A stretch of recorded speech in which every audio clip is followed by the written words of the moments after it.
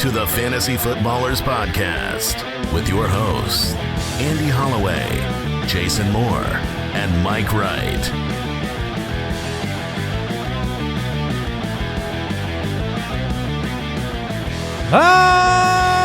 Welcome in.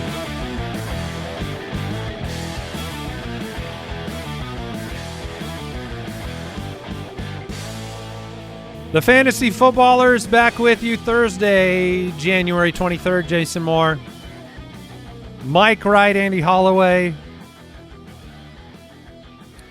Welcome in, one and all. Another fine episode for you on this Thursday. It's like we just recorded yesterday. Feels that way. Feels that way. Happy to have you with us. We got news to talk about. Mostly coaching staff related. Mostly. Let me look. All. It is currently it's exclusively. It is 100% of the news content. We're not there yet, though. So there's still time Could be an for update. a player breaking news to find its way in. And we have the truth of the running back position starting today, the top 10 running backs. So that'll be fun. Jason is always, he can always play spoiler if he wants. He did say running backs were awesome. They crushed. Spoiler. You had alluded to something special for Saquon, like you were going to make a whole new staff or something. Did that happen? That did happen. Okay. That did happen. I'll get there when we get there, but you don't want to tease it out. This is the tease, is that Saquon has something new for him that we have never done before, to ensure that he is in the truthful spot, because this episode's about the truth. And if an algorithm is not reflecting the truth, then that's not the algorithm we're going to use. You made a new one. You added like a asterisk. I just took him out of it. So I'm going to be honest with you. I played around with it for a long time to try to get it to work. An algorithm was we stopped using the algorithm. No, we used the algorithm for everyone except Saquon. I took him out because it couldn't place him at 1 because it can't give enough bonus points for what he did for 30-plus point games. I guess we're not just teasing it out, but we'll talk about him. I'm guessing somewhere around first when we get into the truth of running backs. That sounds fair. You can go to jointhefoot.com if you want to become a supporter of the show. Get the bonus weekly episode called The Footcast, where we answer your questions each and every week. During the off season, it's nice to get an extra episode, so you can do that over there. Access to all the premium tools and resources as well. That's jointhefoot.com. And it's a good time to remind you, if you are, the off season's percolating. And if you're looking for a new league, if you're looking for more like-minded people, Papa Josh would love it if I told you to head to ballersdiscord.com, join our free Discord channel. I don't know if, Papa Josh, you know the number of active members off the top of your head. I'm really putting you on the spot. We're at 59.2 thousand. Okay. So that's a lot. That's quite a few. I thought you were going to. You can find some leagues over there. Thought you were going to tease out that we are mere days away from a really big Sunday. Super Bowl Sunday? Is that what it's Some call it that. Some call it that. When you said days away, I was like, what is in a couple days? Because we're still weeks away. Oh, I forgot there's the week off. Yeah. Whatever. So I'm bringing it up. that would be a weeks away type it's of thing. mere weeks away. Mere weeks and days away. That's great news for me because we are building out this year's Dynasty Pass, which will be live on a really big Sunday where there's another big game. Months away. Look, when you're in the weeds, man, you're like, uh-oh. Oh, so you're feeling good right now because you just realized you got another week. You just got more time. You got more time to get it done. Yeah, I'm putting everything on pause. Oh, you're just going to keep I get to take a week off now. The hare takes a nap, and he ends up winning, right? Is that what happened? That's the one I've seen. I thought it was okay. We'll see. So it should be ready. It should be ready by Super Bowl Sunday. The ultimate draft kit always begins. We'll talk about it more, I guess, in the next few weeks. In the next few years. Let's talk news. News and notes from around the league. Presented by USAA Insurance. The Jets are hiring former Lions defensive coordinator Aaron Glenn as their next head coach. He was a first-round pick by the Jets. When you got to type, you got to type. You know, the unproven, up-and-coming, first-time defensive head coach. How sad are Rex Ryan's teeth right now? Oh, man. They're... His teeth? Oh, well, because that's all you can think of when you think of Rex Ryan. If you look at Rex Ryan, so you got a big old smile? What? Mike. Is this a joke? Is Mike playing us right now? I don't know. I don't know if you guys know this. There's a big Rex Ryan factoid out there. Oh, I know not about the related feet. to his teeth. Oh, I know about the feet. But everyone you can't listening, see that on glance. Here's the thing. That's all I know about. Anyone listening right now who has seen Rex Ryan. That's just a good big smile. Let me find. I'm going to dive deeper. I don't understand. I'm going to dive happening. Deeper. I feel like we're being gaslit right now because so Rex if you search for Rex Ryan teeth, Mike, the first thing you will see are the illuminated teeth. He's got LEDs inside them. The very first thing on Reddit: why are Rex Ryan's teeth so white? That's it. He's also comes up on the "What's the worst celebrity veneers we've ever seen?" thread very recently. You pretty much need sunglasses if you're face to face with Rex Ryan. Or only one on our side is Rex Ryan and his weirdly white teeth. I think I maybe found an old photo. Oh, you found a photo of just normal teeth? One. These are laser beams. Yes, okay. Thank you. Yeah, so the picture I put in there, that's not the same teeth. No, he did. That's what the veneers are. They're a new set of teeth. He's got the Ross from Friends teeth. Those are some white teeth. Okay, Mike. I'm seeing for joining. I'm seeing the picture. I just can't believe you haven't seen Rex Ryan in the last few years. I don't tune into Rex Ryan anything. He's always on ESPN. It's like how I don't tune into anything Rex Ryan. Yes, Mr. Ryan. What shade would you like to go on these teeth? Get those out of here. Bring me a sheet of paper. I'll show you how white I want it. I think is translucent an option? No? I think the point was those teeth don't have a head coaching job. Right. Oh, it's that's Aaron where this Glenn's. Yeah. Congrats, Aaron Glenn. So fantasy football wise, this is as of right now a total. Yeah, I mean defensive head coaches. These guys, they got to find the OC. Some of them can, and he has done a great job with Detroit. Sure. Yeah. He has I think the hire is fine. Even with injuries, they've played very hard for him. Like I think that the hire is – I mean, coordinators for this type of rise of a team, those guys deserve a chance. Yeah. Like you're a part of it. But being the fantasy show is like, okay, that's great. Who's your OC? Even taking fantasy out of it, I can't imagine I would – if I was a general manager, I would be very hesitant. I mean, I don't know Aaron Glenn. I haven't interviewed him and been blown away and been won over. I think he did an amazing job, but I do think building a franchise, it puts you at a disadvantage if you have if you have a defensive head coach, because if your offense clicks and does well for a defensive-minded head coach, you're going to lose your OC. He's going to become a head coach, and then you got to keep recycling. Well, and this is, Dan Campbell – and his, Ben Johnson leaving, and then you have this news, which is very good for a player we were worried about. Baker Mayfield is not losing his offensive coordinator. They decided, the Buccaneers did, to offer Liam Cohen a bag of money to turn down the potential Jacksonville job. I think Liam Cohen went to Jacksonville and was like, nah. They fired their GM today.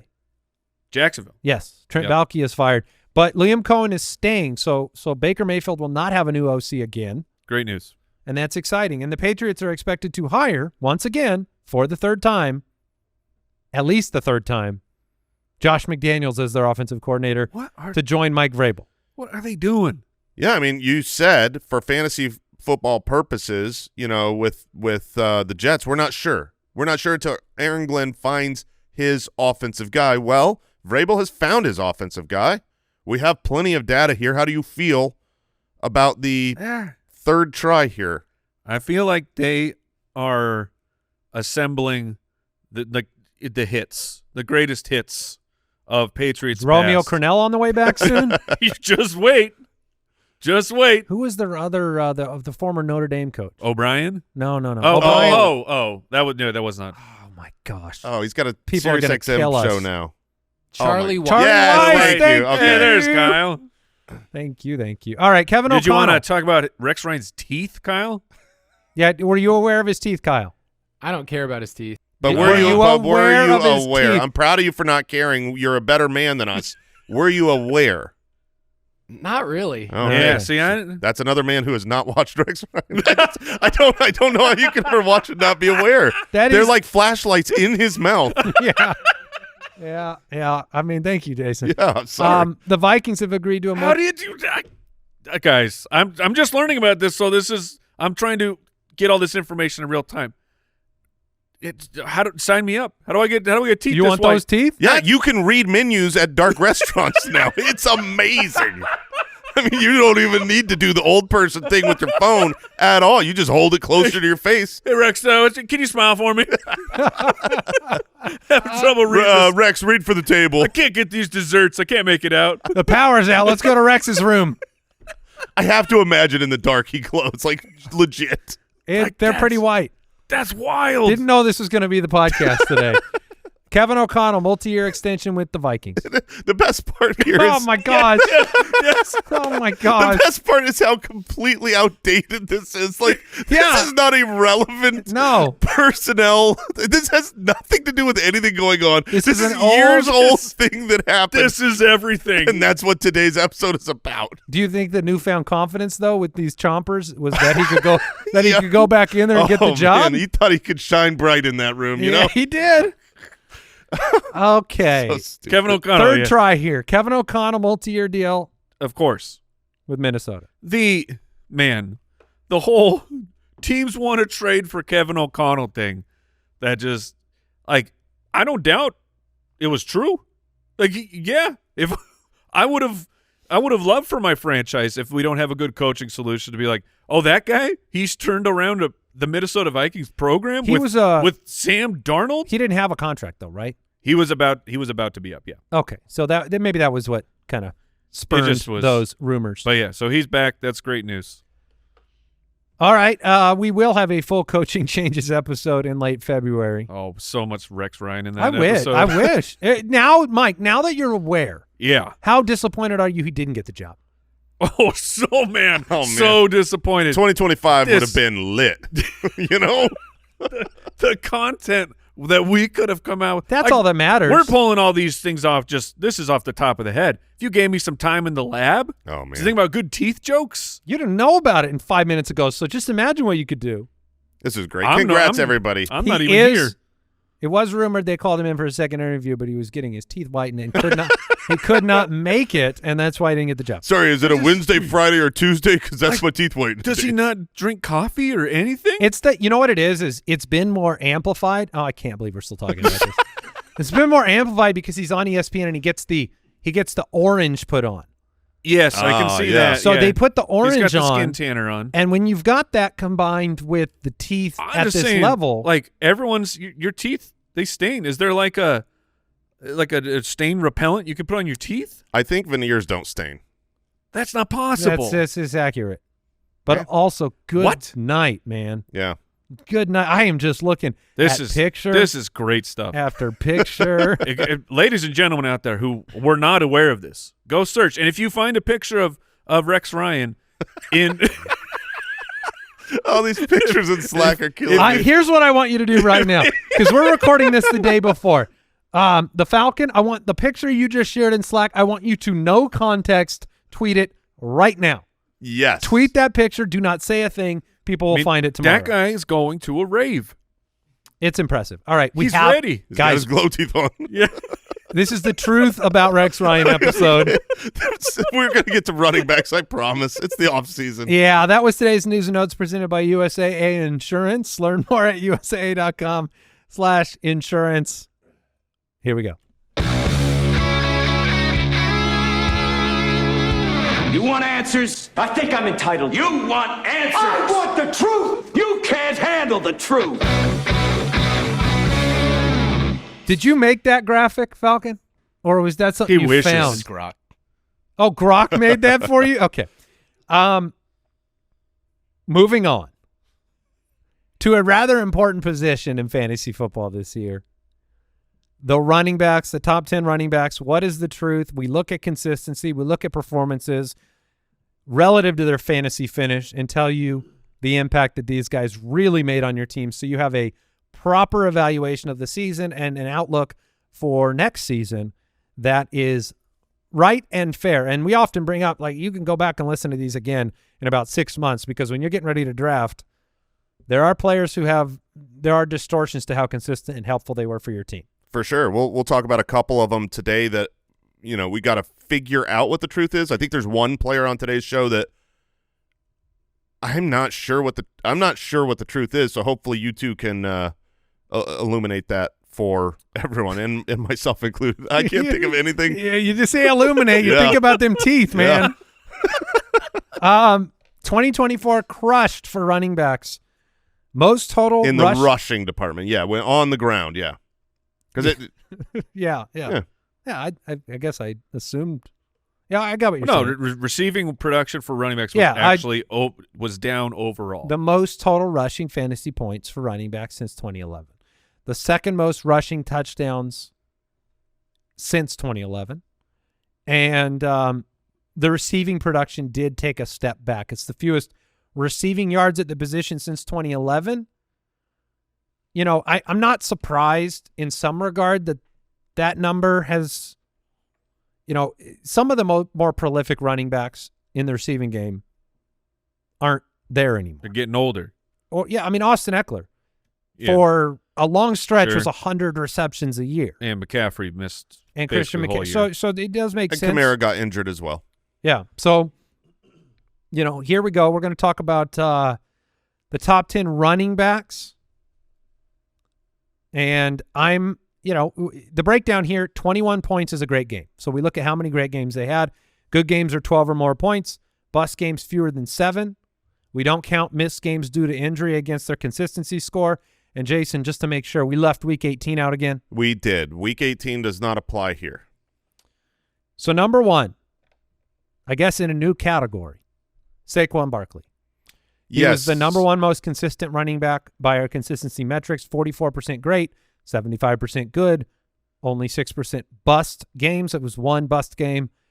It looks like that was Week 6 against Cleveland. Yeah, 1 bust game is great. When we were looking at the actual algorithm that's been, tweaked and honed in on for a decade now at what we believe is the most accurate representation of the truth of these players, you actually had Jahmyr Gibbs and Bijan Robinson, who had no bust games the entire season, kind of grading out ahead of Saquon from a consistency standpoint, which makes sense because you didn't have that bust. But I can't in good conscience say that Saquon was behind those guys in truth, because our great games, by our metric in half PPR, are north of 21 fantasy points. That's a great game. If your player goes out and scores 22 points, you had a great output from that, and they should be scored as such. When a player goes out in half PPR and goes north of 30, that is, a weak winning performance. We don't score for that because it's not very common. Jahmyr Gibbs had 1 of them. We don't award bonus points for that. Right. Is what you're saying. Kyren Williams had 1 of them. You had Saquon had 5. Saquon had 5. Yeah. 5 times. He just flat won the week for you. So I was like, no, I don't want to skew and add in these crazy outlier games for that ruined the other players' rankings. I'm just taking Saquon out, putting him where he belongs with the crown on his head, and then there was nothing bad about Saquon. 7 runs of 40+ yards. That's more than Todd Gurley ever had in his career. 4 runs of 60+ yards. Not including the playoffs, which he's already done it. Yeah, 4 runs of 60+ is the same amount that CMC has his entire career. So there were breakaway runs, and a lot of that came as a result of Saquon's talent and ability being combined with the elite offensive line production. 66.2% of his rushing yards came before contact. That is the highest rate among running backs with 200+ carries in the last 10 years. The offensive line, it was basically like sometimes you should take the layup in fantasy and not figure out why it's going to fail. I guess, because Right. because you knew Saquon was doing everything with nothing in New York, and then you knew that players in Philadelphia were succeeding at such a great level just because of the offensive line. DeAndre Swift, Miles Sanders, those players did not depart and look special. And then you say, okay, we're going to give you the best offensive line to the best player or one of the best players at the position. Here's what should happen. It did happen. This is a case of it happened exactly how you would predict it to happen if everything comes together.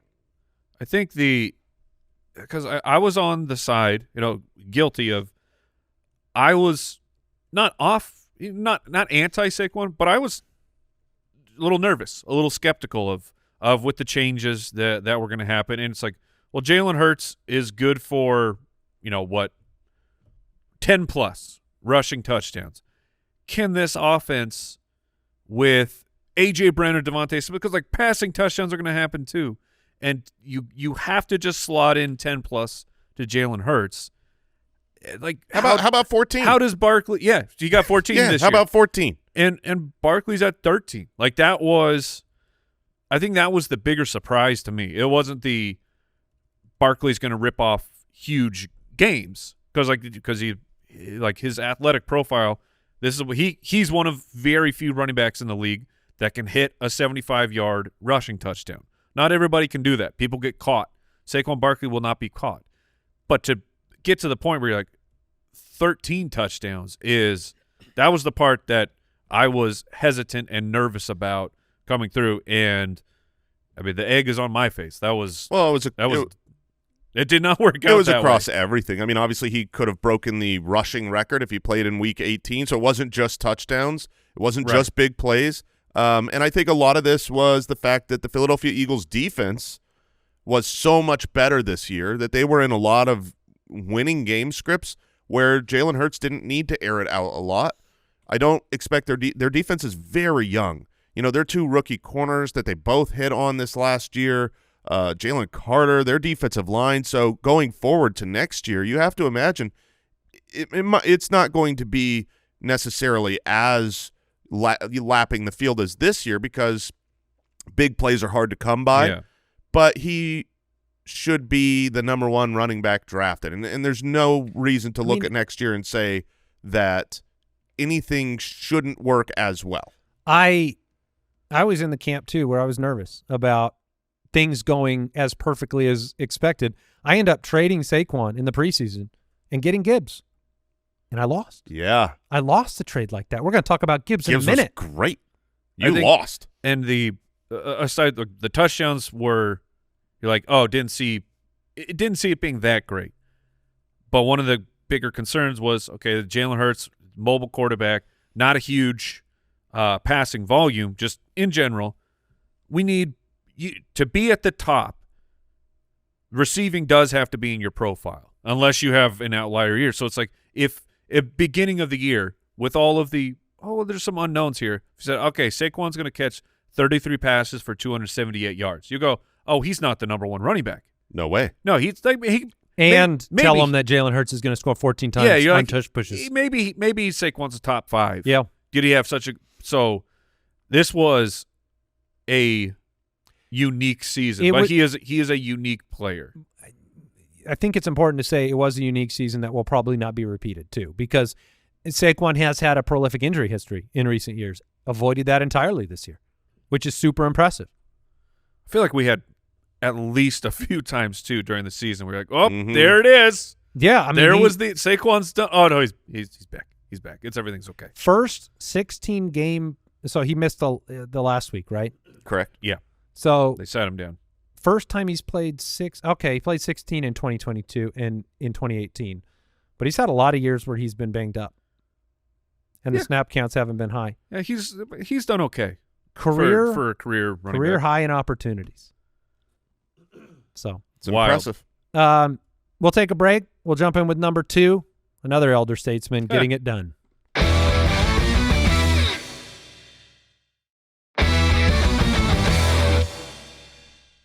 Derrick Henry, 31 years old, drafted as the RB9, arrives in Baltimore. Has a ho-hum first week. It's okay. Not a great week. First week, people were freaked out. No, this is Yeah. Week 1, you're like, why is Derrick Henry off the field so much? And then right after that, we got the Harbaugh. We did not bring Saquon Barkley in, or I'm sorry, Derrick Henry. We didn't bring him in here to give him every single touch. And it was, oh no. This is going to be what the fear side was of he's old, he's on a new team.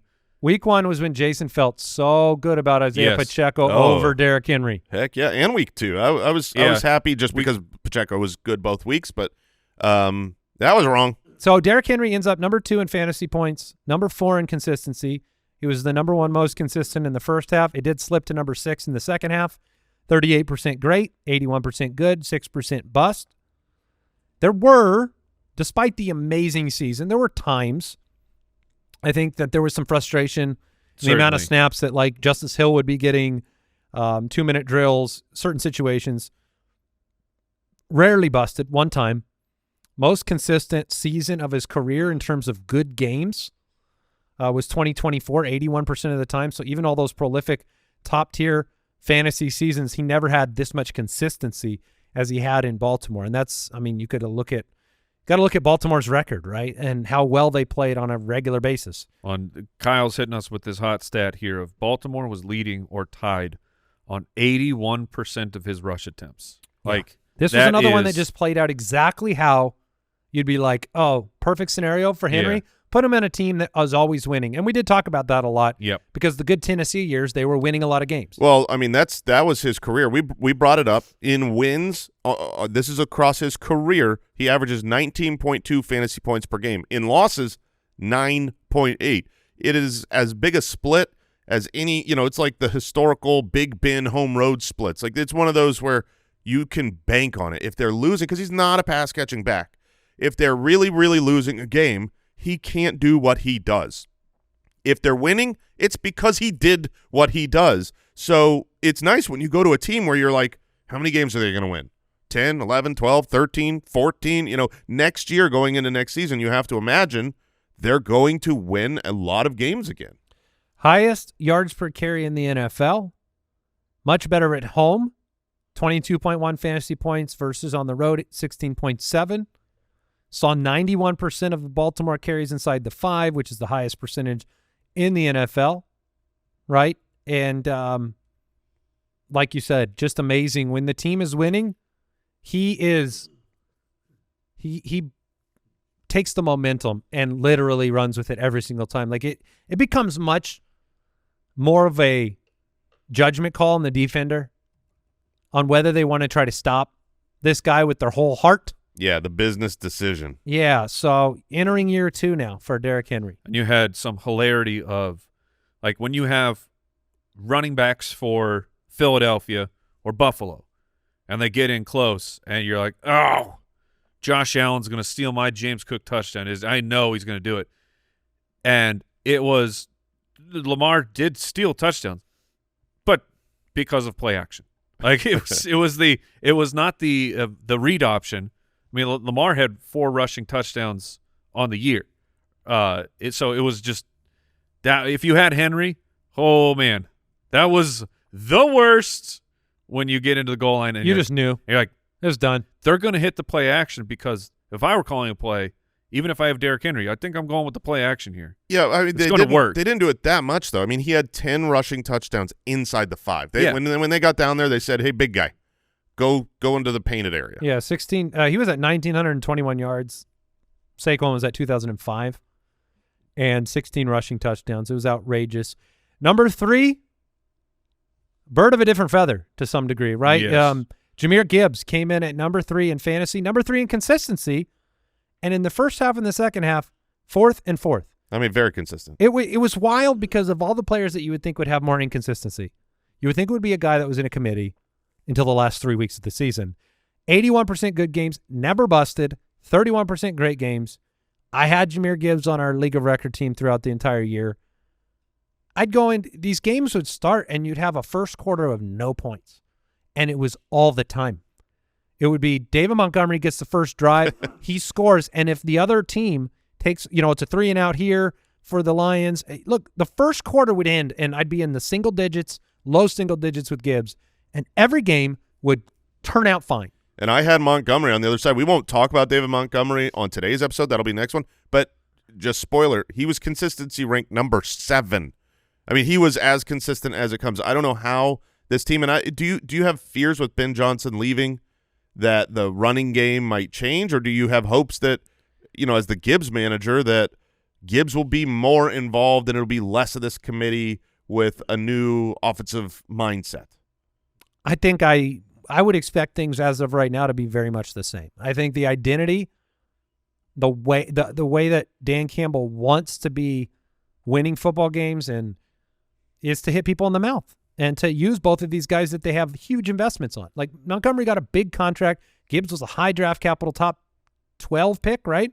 So I don't think it changes. What changes, the fear of change to me is because I think the running back split that's also part of Dan Campbell. Like I think he's going to be telling the offensive coordinator, no, we were going to play both guys.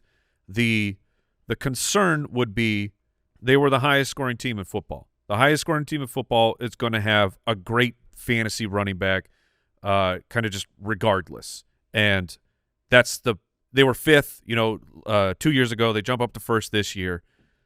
Can the offense, whoever's designing things for Jared Goff, will it be as successful? Because if they drop back down to 5th, which being a top 5 scoring offense is great, you probably aren't getting this Jahmyr Gibbs. He'll still be great. If you drop down in scoring, it comes out of Montgomery's pocket, in my opinion. Okay. Because from you were facing Jahmyr Gibbs in your title game in our dynasty league. Yes, and every time he gets given the ball, you're like, he can score. Yeah, he was number 1 in explosive runs. 10% of all carries went 15-plus yards. That's absurd. So 1 out of every 10 times you handed him the football, he got to the point where you were like, oh, he's gone. Now, you were not always right, but that was the case. 25 runs of 15-plus yards. That is the same as Saquon and Henry, despite getting fewer carries. He had 250 carries for 1,400 yards and 16 rushing touchdowns. That number, we'll see. We'll see if that number can stay up there. But the fact you caught 52 passes, 517 receiving yards, 4 receiving touchdowns, that's a 20-touchdown year from this guy. Yeah, it was incredible. The thing that I think most managers wanted to see more of from Gibbs was the passing work. He was involved, but David Montgomery was involved as well. If you look at the end of the season when Monty went down, the last 5 games, that's what you wanted from Jahmyr Gibbs. The last 5 games, he was on pace for 90 targets. He was used all the time in the passing game, and it was very effective. 9.8 yards per reception on those plays. For a running back, that's a great number, it's an easy check down to a first down when you've got Jahmyr Gibbs. So hopefully the new coordinator comes in and says, let's utilize him more in the passing game, because that was and they could stay in-house. They could end up staying in-house for that move. They usually do. I do have fears a little bit of, the Philadelphia Eagles. They were a great story, had such an awesome season, a great run to a Super Bowl. Their offense was outstanding. Their defense was great. And then they lost both coordinators, and they really did struggle. They hired in-house. They said, hey, next man up. And that didn't work the season prior to this one. They took a major step back. They had to replace both coordinators again with more proven commodities. So it's TBD for whether it just works for the Lions. I have to imagine they will regress as an offense this next year.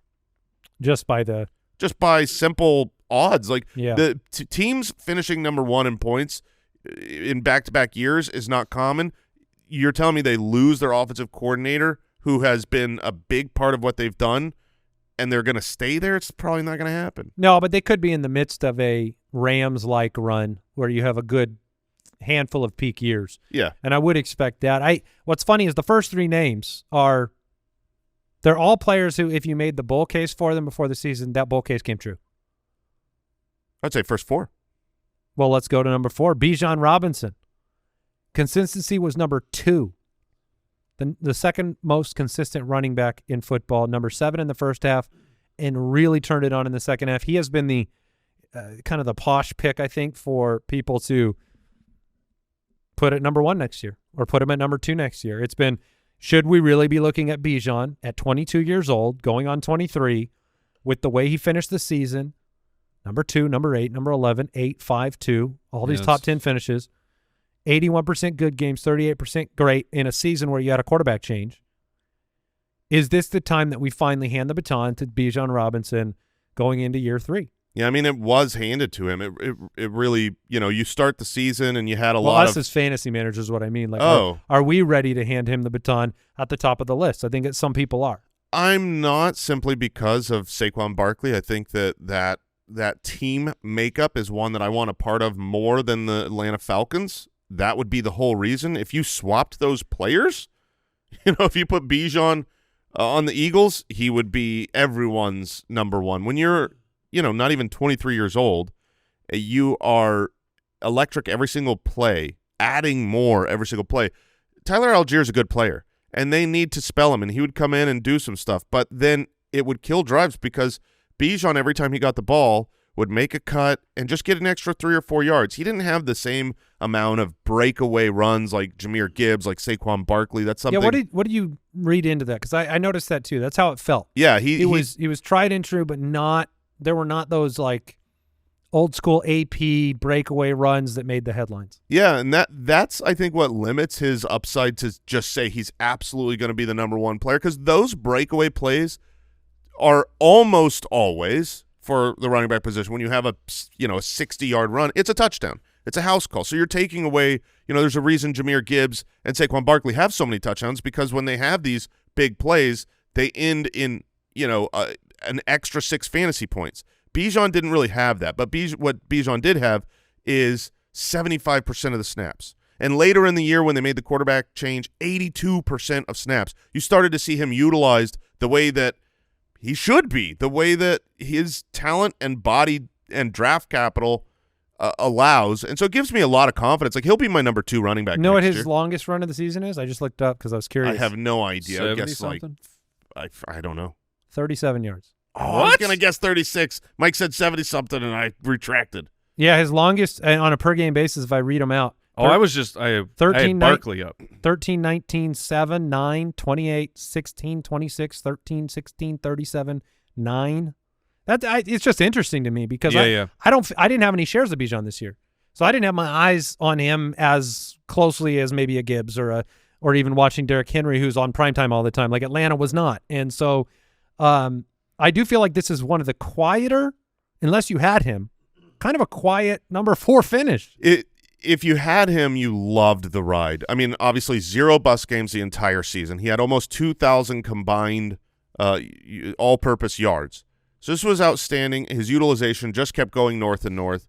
I think with Michael Penix going into year 2, there should be a lot of optimism. To me, it's just touchdowns. How many can he get? It's not like he didn't score touchdowns this year.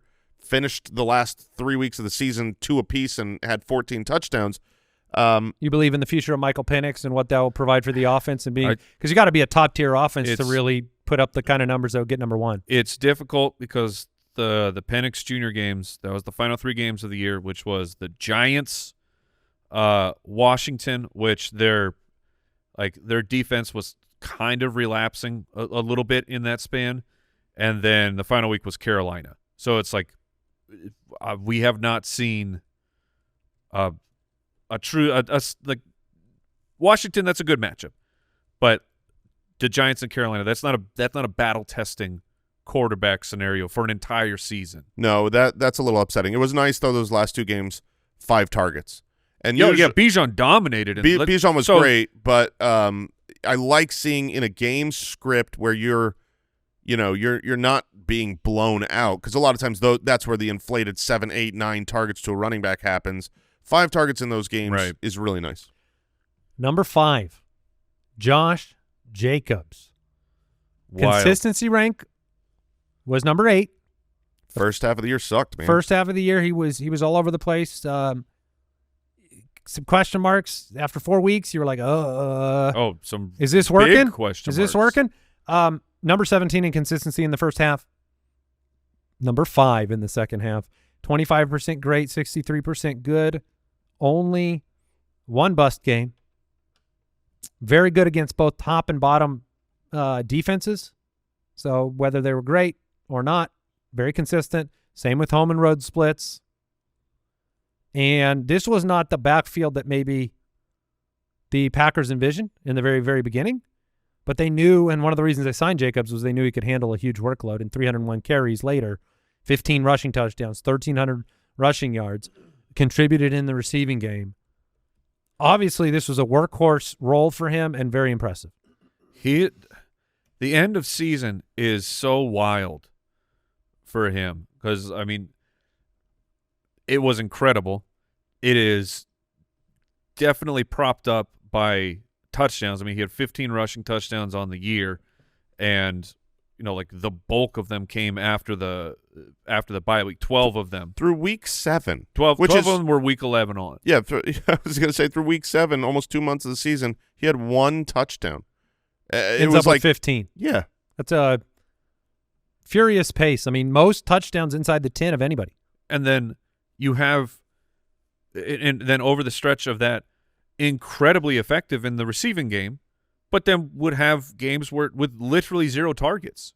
So he is a very difficult one, very difficult guy to think about what really happened and trying to project moving forward because it was so successful. He is he's a very good running back when he's not Fat Thor. But does this feel sticky for the Green Bay Packers for next year? It does to me. Do they? I mean, they have been historically with LaFleur. They've been in a running back by committee, and I don't think they had the true clientele to run that the way that they want to. They went into this season as far as not into week 1, but they went into after the NFL draft with A.J. Dillon as the backup, and then they drafted Marshawn Lloyd. Like that was right. This was going to be a committee with Josh Jacobs, Lloyd, and A.J. Dillon, and those 2 guys got injured. The backups, they did their best, but they just had to use Josh Jacobs. So I have a huge question next year as to whether or not Josh Jacobs is like, hey, I proved I could take 344 opportunities, not get injured, be awesome, score touchdowns. I became the machine, and I could see Matt LaFleur being like, I can't go to an inferior back. Like he can handle this. Yeah.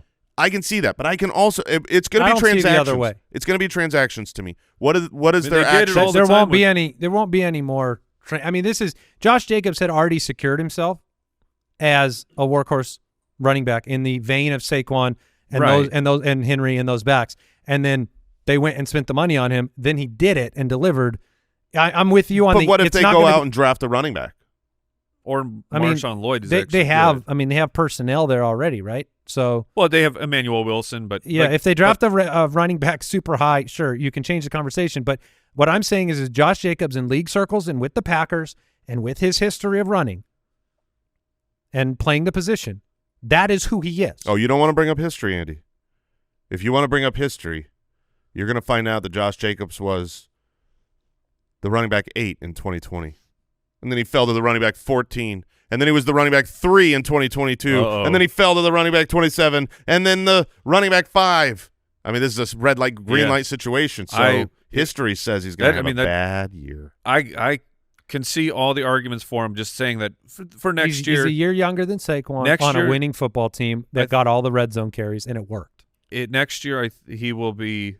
This is why he'll be the least sexy pick for people. He's going to be a really high pick. That's why it'll be. He'll be a second-round pick. People will take so many more sexy names over Josh Jacobs. Again, for the 3rd time in the last 4 years, they will draft the wrong guy. Whose offense is better next year, the Atlanta Falcons or the Green Bay Packers? Green Bay, absolutely. Of course it is. Absolutely. Yeah. Yeah, Jacobs will do what he continues to do because Matt LaFleur is a prolific offensive head coach. They have a franchise quarterback, and it'll be great. Just saying that coach, Matt LaFleur, is the one who kept putting A.J. Dillon on the field over Aaron Jones. I mean, they did put him on the field over Aaron Jones, who was frequently hurt and always been a limited workload player. And a smaller back. I really can see both sides because I talked about it a lot. I mean, I got this wrong. I talked about going into this season a lot. LaFleur himself came out and said, you know me, I want a committee. I like using multiple backs. He said that so many times it was clear, and he's got a pretty, he's a trustworthy coach. So I don't know how much of it was the fact that he lost the players they had going into the season to be the committee, if they get them back. But also, Josh Jacobs proved he can do it and did it and is capable of doing it. If LaFleur decides, I'm going to use him as a workhorse next year, he's going to be great, period. That's what people do with Josh. That's what they do. That's what he's been. So we'll see. We'll see. I do think that this will be the problem with people. This is why he'll drop down, is because people don't like Josh Jacobs for some reason. How low you think we can get him? I think you guys can drive him down even lower. Let's get him to the third, Mike. We'll take a break. That's a tough ask. We'll give you the last 5 names here momentarily.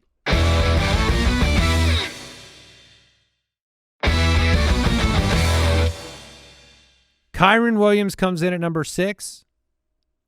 Was drafted as the RB8 in the second round. His consistency rank ended up at 5. He was number 2 in the first half. In the second half, it did dip to number 12 overall. 75% good games, no bust games, 13% great games. So you didn't have those monster performances on a regular basis, but he, 1,200 yards, almost 1,300 yards, 14 touchdowns. Not a lot in the receiving game. 34 receptions for just 182 yards. So you ask, hey, how does a guy like that end up at 6? He didn't really get involved in the receiving game. We should see some changes on the offensive side of the football for the Rams next year. Yeah.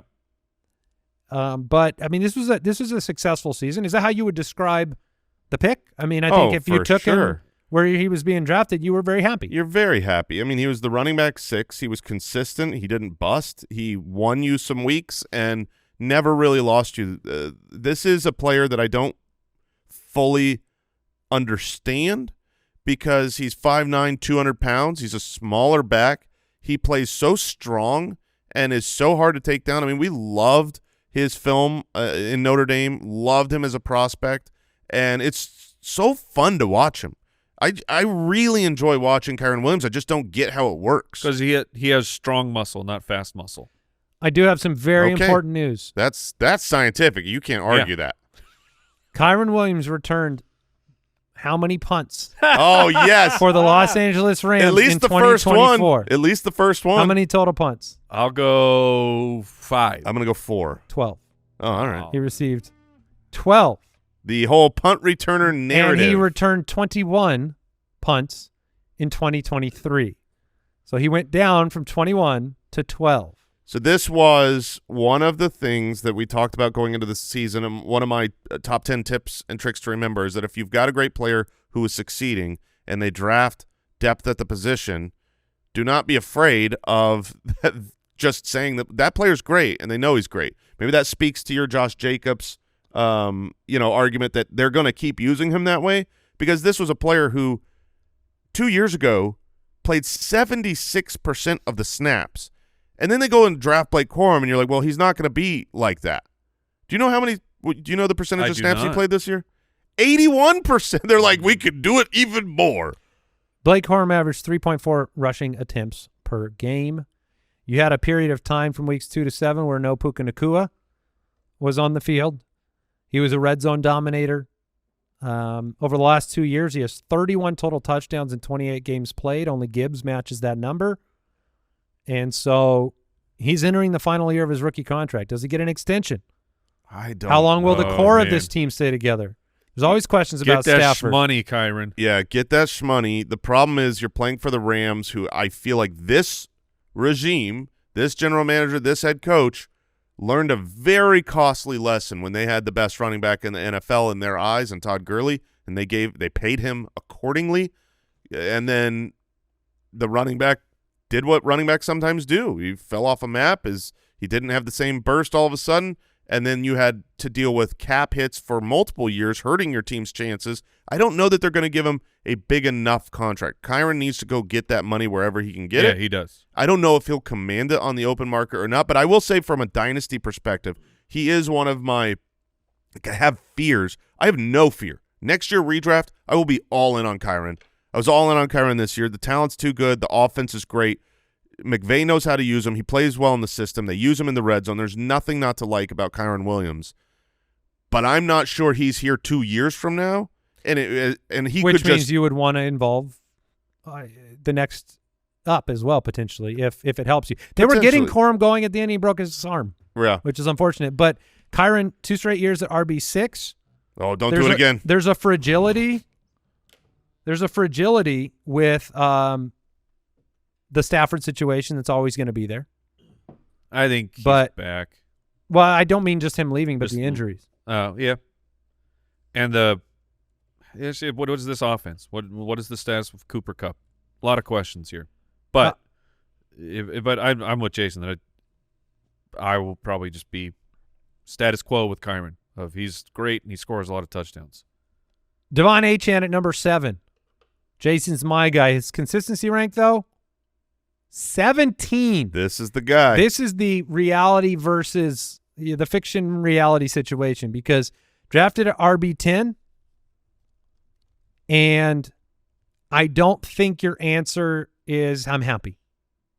I'm happy or unhappy? What was the I don't think you're happy. You no, you're not happy with a second-round pick who through the first half of the year was the 27th most consistent running back when you needed him. So I don't not happy, but you know what happened. Yeah, that is so if we're talking about the truth, the split, I mean, he couldn't get it done in the Tua-less offense. When Tua was out, which was 2 different stretches, week 17 and week 18 and weeks 3 through 7, Tua didn't play for the concussion, and then what was the other injury? Is it back or something? Was a hip? Something like that. I think it was a hip. We'll find out. And Devon Achane was completely shut down. I mean, you're talking a drastic split. To put it in perspective, tell me if this changes your opinion here, Andy, on Devon Achane. If you remove only those weeks, leave all the Tua weeks, when he played with Tua, his consistency rank would have been number 5, which would have been ahead of Kyren Williams. In the games that Tua played, he was absolutely fantastic. That would have been 10 games. Yeah, I mean, he was very good with Tua. I mean, it was different this year, though. It was very different. He would have had 75% good games, 0% bust games. Now, obviously, you've got a double whammy of injury risk with Devon Achane because he is, in and of himself, someone that's been injured before and he's undersized. And then Tua is always an injury risk. This is the first tier of running back that we're talking about today where there are more variables that can go wrong. Yes. They don't have to go wrong. There are variables that can go wrong. His injuries, Tua's injuries, the offensive system, Tyreek Hill, Jalen Waddle, short area targets, no breakaway plays, all of these things. McDonald's. Like the way that Achane got it done last year isn't the way he got it done this year. Oh, correct. Last year was all breakaway explosive plays. Yeah. This year he was a wide receiver. Yeah, he was. He was a wide receiver this year. Every running back, every running back's going to take a hit of some kind. And Mostert basically missed the year too. If you don't have your starting quarterback, because your offense won't be as good. Yeah, I don't want to discredit how good he was at Tua. Even his good games were different than last year. Yes. So it's hard to predict the future with him compared to the other 6. But I'm saying, go to the Baltimore Ravens. Lamar misses 3 games. Derrick Henry doesn't vanish into the mist. Correct. The Philadelphia Eagles, Saquon Barkley doesn't disappear because different archetype of a player. Mm-hmm. And the fact Achane is so weird because that in fantasy, if you're in a half or a full point scoring per catch, you want this more. Like you want 70+ receptions more than you want the 250+ carries. There's targets and receptions are worth so much more. But if you lose that completely when your quarterback's gone, he is a very sketchy pick. Number 8 is James Cook, who was Mike's my guy, drafted at RB14 in the 4th round. Consistency of 9, definitely a win. You saw what he was capable of. I'm taking a win on my guy. Yeah. Go on. Okay. 1,000 yards, 16 touchdowns, 38 targets, 32 receptions, 27% great games, 60% good, 13% busts. He took advantage of bad defenses. They were a team that when they were ahead, they knew the recipe. The recipe was to hand that football off. He definitely had a lot of big plays. It was fun to watch this year. The identity of the offense changed. And, the team struggled to find weapons in the passing game. I didn't need to for a lot of games. But, I mean, he had fewer opportunity snaps and yards than last year and yet had 16 rushing touchdowns. But Andy, voice of public opinion. Haven't heard from you in a while. I thought that they won't use James Cook around the goal line, and he can only have 2 rushing touchdowns a year, and that was the whole knock on him. Yeah, It was weird because it's not like Josh Allen wasn't scoring.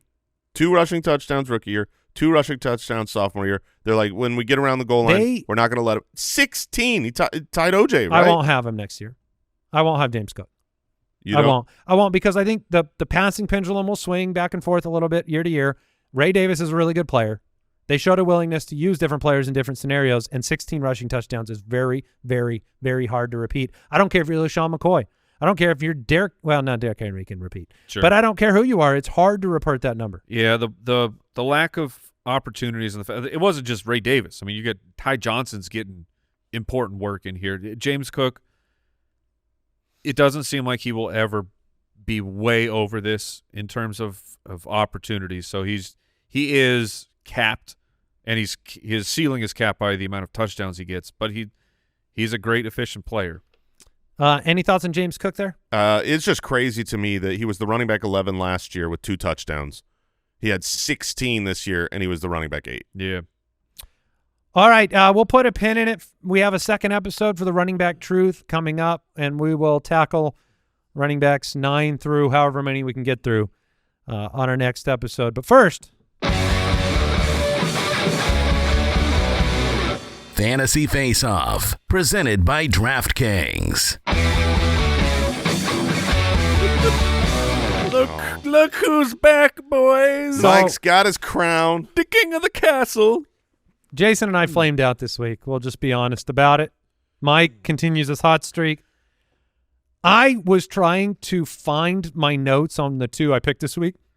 I had to scroll through so many pictures of Rex Ryan's teeth before I could get to my 2 picks.